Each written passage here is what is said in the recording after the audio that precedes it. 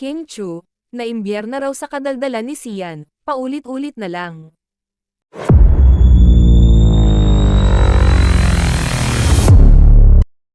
Tila na bad trip na si Kim Chu sa ex-jowa niyang si Sian Lim dahil sa patuloy nitong pagsasalita tungkol sa nagtapos na nilang relasyon. Habang tahimik at nananatiling tikom ang bibig ni Kim hinggil sa tunay na dahilan ng paghihiwalay nila ng aktor at direktor, wala namang tigil si Sian sa pagpapa-interview about their past relationship.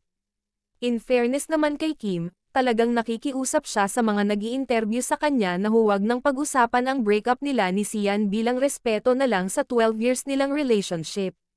Entering 2024, sabi ko talaga I just want a fresh start, new beginning and I don't want to dwell sa past, pahayag ni Kim sa panayam ng ABS-CBN.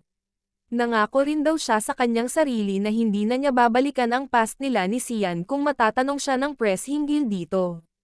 Parang yung post ko nung December sabi ko, this will be the last time na pag-uusapan ko ito. Pero parang ang dami pa rin.